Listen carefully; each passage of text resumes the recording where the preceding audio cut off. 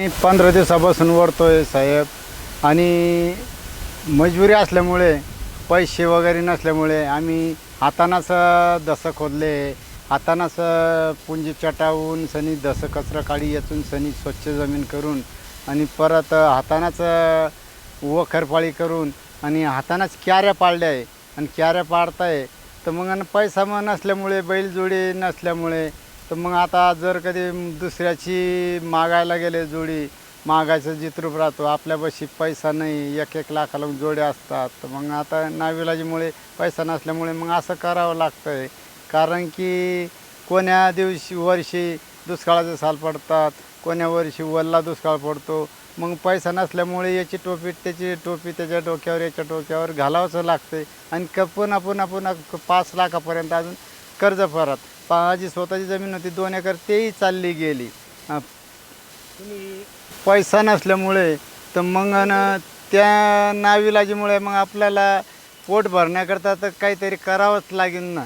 मग त्यामुळे मी 2 असं अवजार बनवलं आहे आणि 2 मुलांनी बैलाच्या माथे बैलाच्या नसल्यामुळे बैलाच्या खांद्यावर जशा दुसरा असतात किंवा बगलात असतात, मुलांनी बगलात दुसऱ्यासारखं ओढतं जावं आणि त्यांनी मी मागे रुमणं धरावं आणि ते अशी शेती पद्धत करावं. अशी परिस्थिती गंभीर आहे. माझं नाव संतोष रतन माळी. हां बोला दादा. ताई, काय करत होता तुम्ही 15 दिवसापासून? आम्ही 15 दिवसापासून दादा, माझे पती आणि 2 मुलं हे दसं खणले आणि हाताने ती कंपावड्याने शेती तयार करली आणि मग हाताने हे काटा पाड्याचं तयार करले त्यांनी आणि हाताने दोन्ही मुलांनी हाताने ओढले आणि यांनी रुमणं, माझ्या पतीने रुमणं धरून क्याऱ्या पाडल्या त्यांनी स्वतः हाताने. कारण आमच्याकडे बैलजोडी नाही. बैलजोडीचं कोणी सहकार्य जर करलं तर कोणी सहकार्य करत नाही. शेजारी पाजाराला मागलं कोणी देत नाही.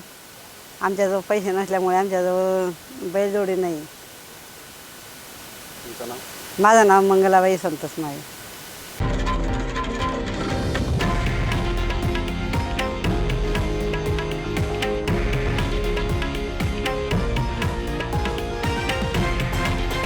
हे आहे देशातील नंबर 1 न्यूज नेटवर्क आणि आपण पाहत आहात TV9 मराठी, एकमेव.